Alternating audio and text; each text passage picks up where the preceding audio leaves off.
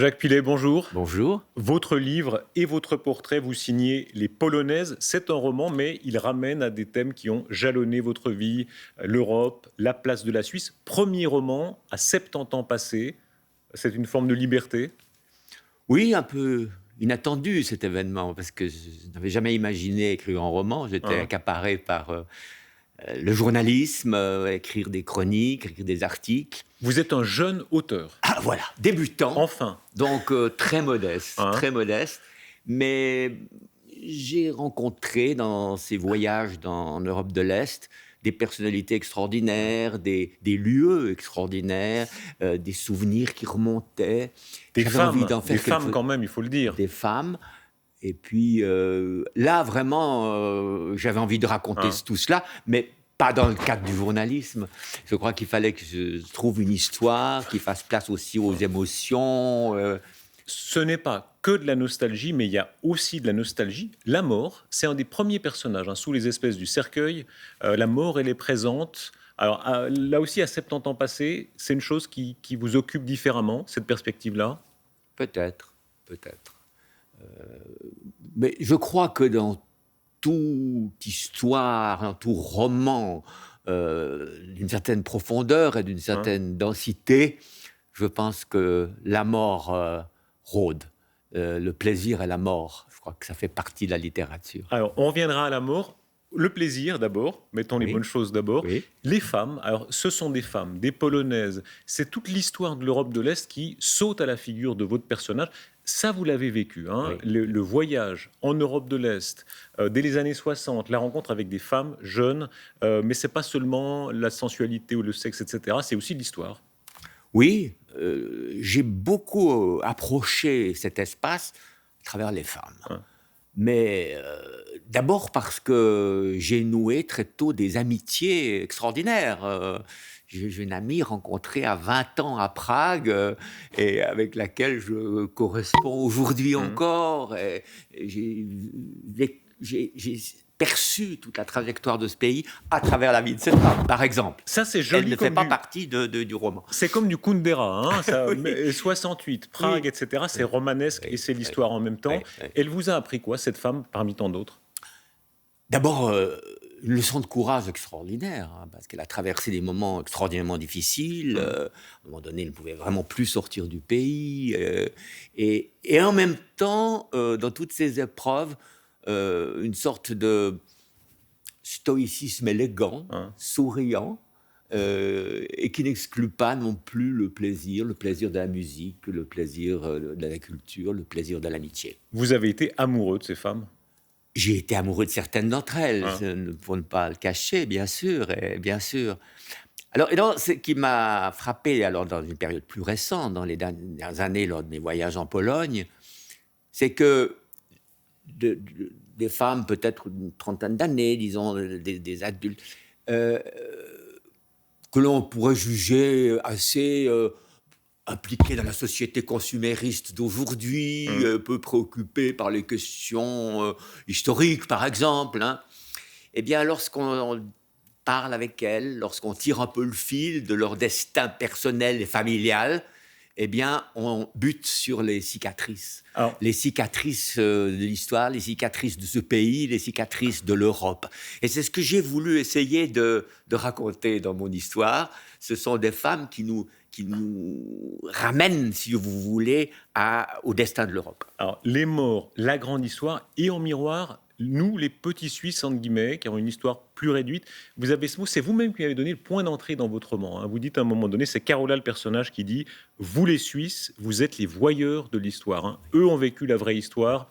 Nous, on est un peu à l'écart, on a regardé. » Oui, c'est une phrase que j'ai entendue d'une amie qui me disait « En fait, vous ne pourrez jamais véritablement comprendre un pays comme la Pologne ou d'autres pays dont les villes ont été rasées, qui ont connu des millions de morts, Et c'est la génération de leurs parents, de leurs grands-parents.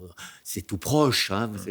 Voilà, c'est un Ça, petit peu plus d'un demi-siècle. ça vous a travaillé, ça, Jacques Pillet? Les Anglais ont eu le Blitz, dans tous les pays de l'Est, il y a eu l'occupation soviétique, il y a eu l'occupation nazie, etc.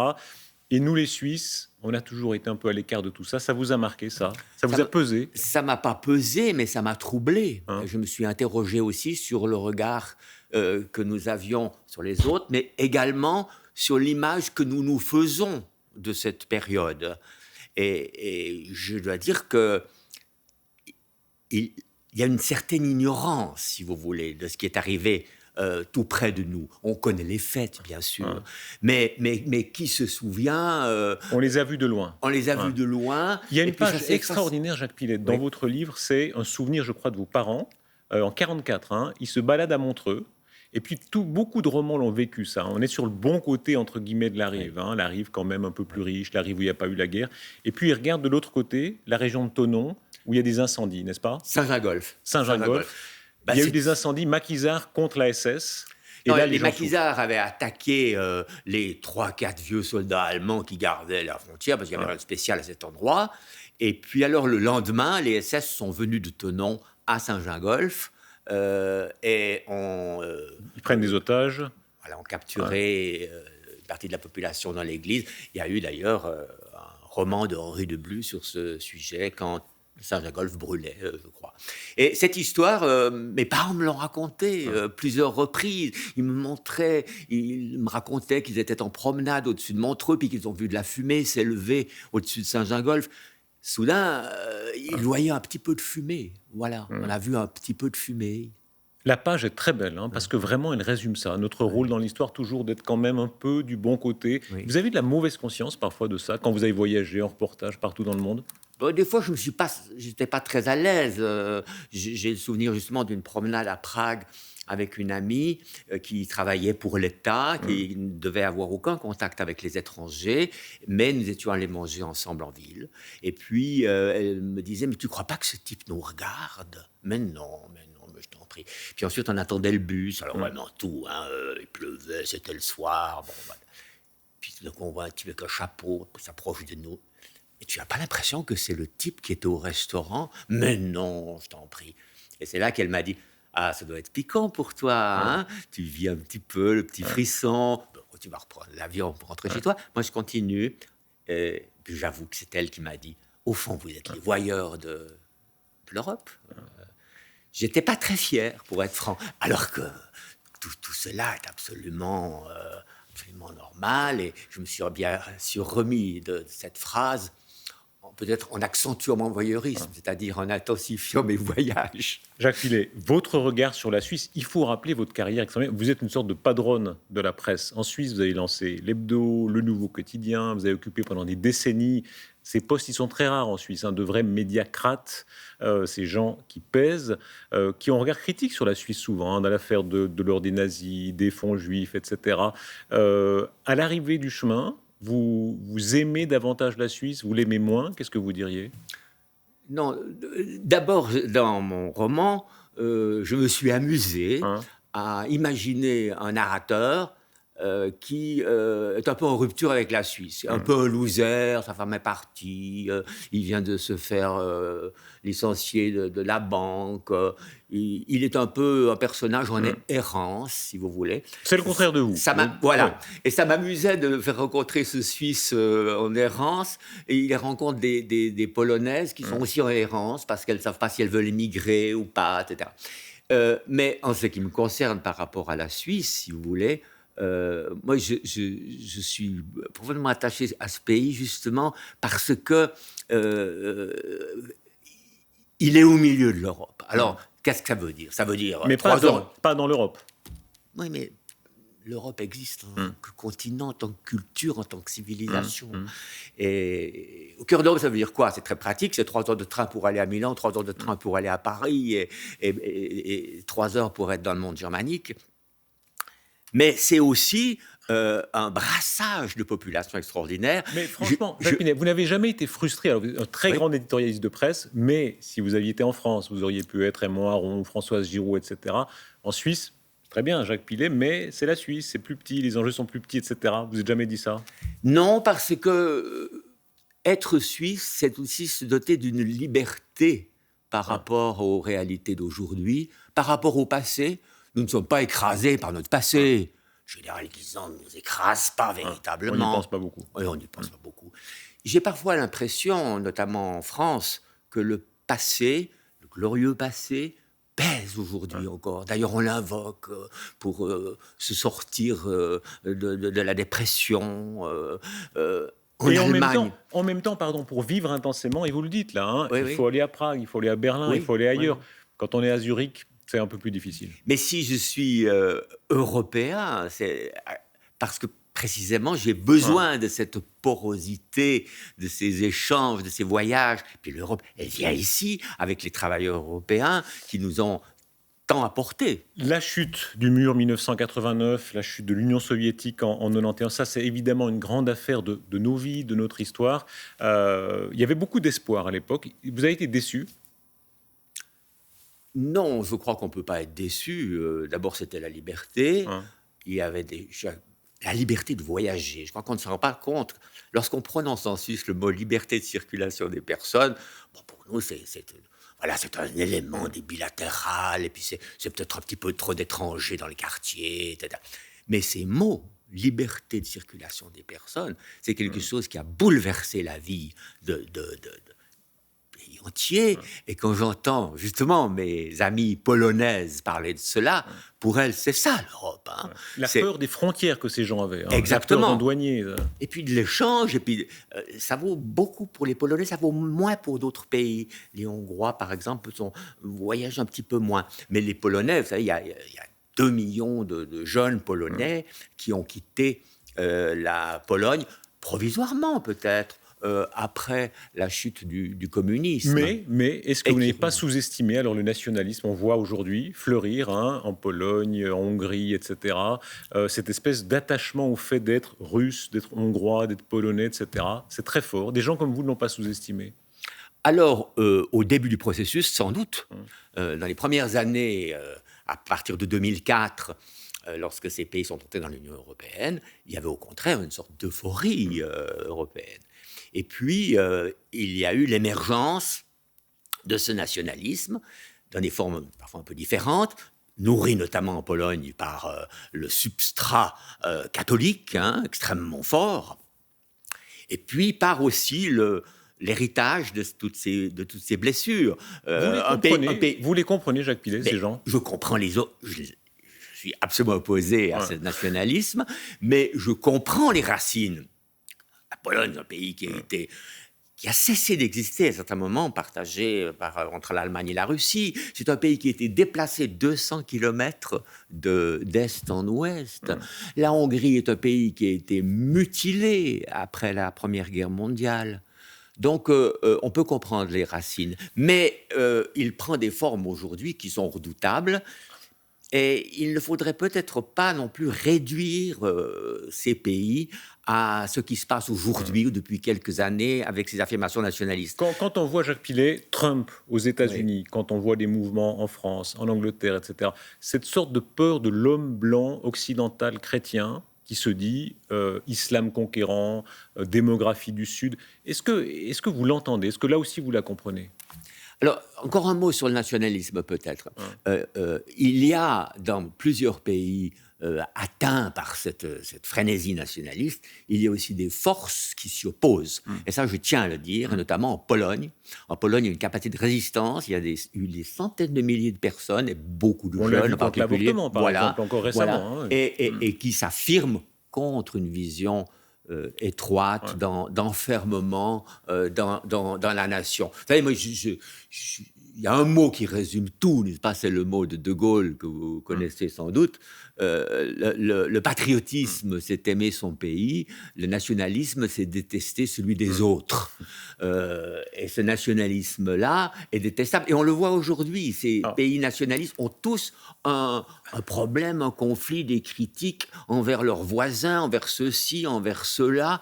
Et évidemment, on crée là une situation extrêmement dangereuse. Jacques Pilet, si on fait du De Gaulle, vous êtes le cabri européen, hein, celui qui saute sur sa chaise en disant l'Europe, l'Europe, l'Europe. C'est une grande passion de votre vie. Aujourd'hui, elle est très mal en point. Mais qu'est-ce qui est mal en point? Je vois que l'Europe existe en tant que civilisation, mais qu'elle est menacée d'une part par les problèmes de fonctionnement de l'Union européenne, qui continue d'ailleurs de fonctionner à bien des égards de façon assez satisfaisante. Vous savez, si on arrête l'assassin d'Aline dès qu'il a mis les pieds en Pologne, c'est parce que derrière, il y a toute une organisation policière européenne. Mais n'entrons pas dans ces détails. Il y a surtout une menace. Une plus grande menace, c'est celle que vous évoquez, c'est ce repli sur soi-même des nations. Et alors, évidemment, la tentation est grande pour ces nations de détricoter l'Union européenne, mais le plus grave, c'est pour chaque nation elle-même de se retrouver repliée, de se trouver dans une situation d'abord de faiblesse, parce qu'on ne répond pas aux grands problèmes du monde Est-ce à que c'est l'échelle de la vraiment du nation. repli? Ça, c'est votre idée ou votre idéologie. On a bien vu les Anglais, par exemple, qui se réclament de Churchill, par exemple. Hein. On célébrait les 70 ans du discours de Zurich, qui disait « Oui, mais nous, Anglais, on ne peut pas être dans l'Europe. » Déjà à son époque, on ne peut pas dire que Churchill, c'était le repli. Il y a cette tradition de dire « On est une nation, mais on ne veut pas être dans cet ensemble. » Non, mais peu importe l'ensemble. Ce que je veux dire, c'est qu'aujourd'hui, les grands problèmes, et nous en avons de gigantesques devant nous, les problèmes économiques mondiaux. Nous avons l'attaque, la menace de cet islamisme agressif qui se développe comme une sorte de maladie et qui veut attaquer la civilisation européenne. Eh bien, nous avons tous ces problèmes-là, sans parler des problèmes de l'écologie et bien d'autres encore. Vous ne mentionnez pas le nom de populisme. Ça me frappe beaucoup. C'est un mot, vous me disiez, non, vous n'aimez pas ce utiliser. mot, parce que c'est une façon... Pourquoi non? C'est une tarte à la crème. D'abord, parce que dans le mot populisme, il y a le mot peuple, et je trouve que c'est un beau mot, le mot peuple. Et même s'il y a ce dérivé populisme, c'est trop souvent utilisé comme une façon d'écarter une partie de l'opinion, une partie de la sensibilité populaire qui doit aussi s'exprimer. Donc, je n'aime pas ce mot. Est-ce que les peuples ont souvent raison contre les intellectuels, contre la presse? Est-ce que ça arrive? Dès que l'on... Qu'est-ce que c'est la presse? D'abord, il y a une diversité de presse, même s'il n'est peut-être pas suffisante. Et puis, les élites politiques ne pensent pas toutes de la même façon. Une très grande diversité, vous le savez mieux que personne. Donc, je n'aime pas ces généralisations.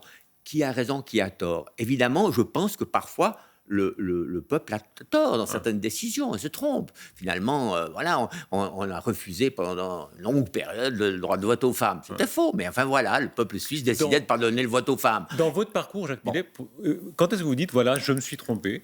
Quand est-ce que vous vous êtes trompé? Je me suis trompé... Vous hésitez pas mal quand même. Hein. Pardon? Vous hésitez pas mal là. Évidemment. Alors. Dans le domaine professionnel, par exemple, je me suis parfois trompé, pas tellement dans les prises de position politiques. Là, j'estime que j'ai été assez... Je ne regrette rien du tout sur le plan politique. Mais c'est vrai que sur le plan journalistique, j'ai peut-être fait des choses que j'aurais pas eu besoin de faire. Voilà. C'est-à-dire non, mais parfois, j'ai voulu trop en faire et... Parfois, j'ai été un petit peu, si vous voulez, entraîné par l'amour de l'action, d'entreprendre des nouvelles choses. Du combat, vous avez aimé le combat, oui, beaucoup. J'aurais peut-être dû parfois prendre des temps de respiration, de calme, et peut-être approfondir certaines choses. Parce que si je pense aux nombreux reportages que j'ai pu faire à travers ma vie, pas seulement dans l'Europe de l'Est, mais en Amérique du Sud, en Afrique, en Asie, ce qui me frappe, c'est que ce que j'ai dit, ce que j'ai écrit était juste, mais avec le recul, me paraît très superficiel. Parce qu'évidemment, journaliste, ma foi, voilà, il est pressé, il raconte un peu ce qu'il voit, mais c'est qu'il... Ça c'est le septuagénaire qui dit « j'ai été superficiel ». Oui.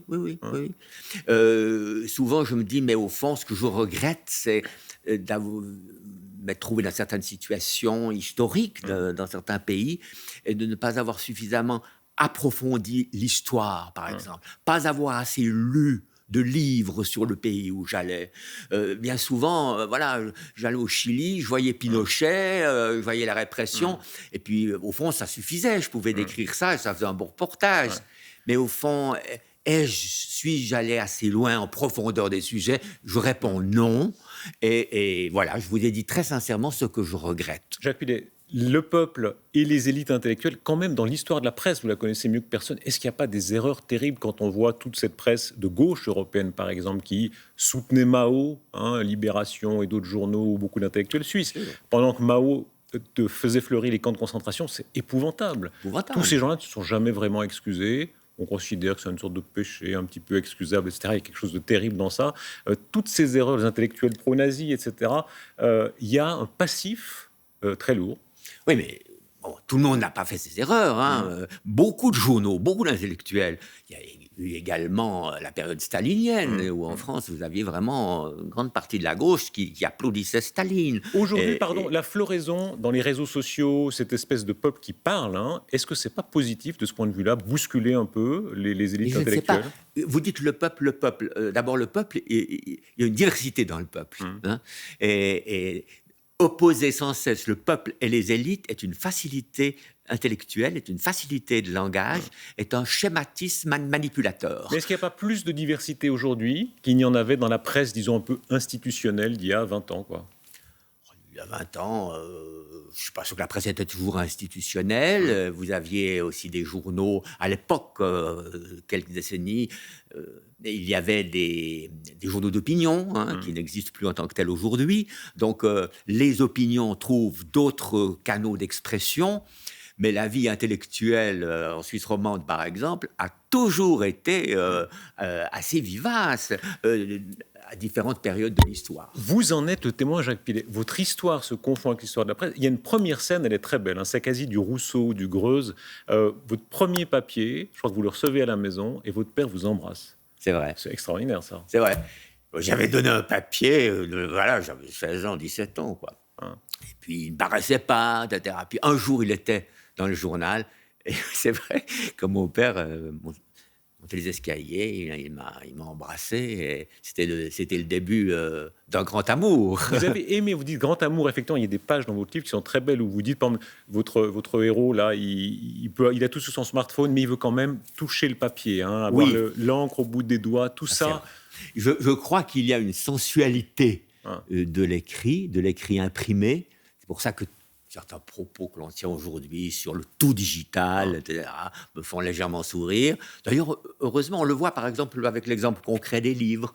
Quand les livres sont arrivés sur les tablettes, les e-books, on a décrété très vite la fin du livre. Or, je vois que les librairies continuent de fonctionner, que les foires du livre réunissent beaucoup de monde. Les gens aiment se toucher, aller, venir entre ces pages. Et l'écrit va subsister et l'écrit imprimé également. Jacques Pillet, vous êtes journaliste, J majuscule. Je vous soumets des citations sur le journalisme. Peggy, c'est très classique. Rien n'est plus vieux que le journal de ce matin, et Homer est toujours jeune. Ça rejoint un peu ce que vous disiez sur un peu de superficialité. Vous l'avez ressenti sur le tard, ça? Oui, le journal paraît tous les jours, l'hebdomadaire toutes les semaines, et donc on ne peut pas attendre de lui qu'il traverse les siècles. C'est pas le but. Qu'est-ce qui restera de Jacques Pillet? Écoutez, il y aura peut-être des chercheurs un jour qui s'intéresseront au développement de l'idée européenne, peut-être qu'ils tomberont sur mon nom, mais je n'ai pas agi pour marquer la postérité, j'ai agi pour faire ce que j'aimais et pour transmettre des convictions. Il y a des formules quand même, des phrases qui restent où vous dites, voilà, je suis fier d'avoir écrit ça? Non, je ne cultive pas tellement cela. D'ailleurs, je garde très peu mes articles. Vous n'avez pas le gros classeur fédéral du tout. Non, pas du tout. Non, je ne suis pas là pour la postérité. Je suis dans un métier de l'instant, c'est vrai, mais je pense que ce métier doit s'enrichir de la réflexion, de l'information sur le passé, sur l'histoire, et parfois aussi de la réflexion sur vers quoi on va. Le futur. Et là, il est parfois difficile de mener cet exercice lorsque on pratique ce travail au quotidien, dans des conditions difficiles, sous la pression des jours. Jacques Pillet, 2 citations encore. Bernard Pivot, le journaliste, c'est être interprète de la curiosité publique. C'est pas très bon. Incontestable, non? Oui. Vous avez voulu être plus que ça, toujours, faiseur d'opinion. C'est pas seulement la curiosité du public, c'est sa propre curiosité, et puis nourrir celle des gens qui nous lisent. Et puis Paul Morand, pas de journalisme, pas de pornographie. Hein. Il disait tout ça est vulgaire. La pornographie, il y a des passages sur le sexe, mais qui sont très retenus dans votre livre, et pas de journalisme. Beaucoup de gens, au fond, pensent ça. Le journalisme, c'est quand même un exercice un peu en dessous. Les vrais métiers, c'est médecin, chercheur, etc. Ce complexe que certains journalistes cultivent même, vous n'avez jamais ressenti? Oh, alors, absolument pas, absolument pas. Donc, la preuve de ce que vous dites, c'est que les universités, par exemple, forment tout à fait naturellement des médecins, des avocats, etc., mais pas de journalisme. Une petite exception de Châtel, mais c'est pas une profession prestigieuse. Je me moque du prestige social. Je trouve que le journalisme est un métier extraordinaire lorsqu'il est fait de façon digne, avec justement cette curiosité, avec ce goût d'approcher les gens, non pas le peuple, comme vous dites, de façon en faisant un paquet, mais les gens dans leur diversité, dans leurs problèmes, dans leurs fantasmes même. Merci Jacques Pillet. On vous lira, Fantasmes y compris, dans Les Polonaises aux éditions de l'Air. Merci beaucoup.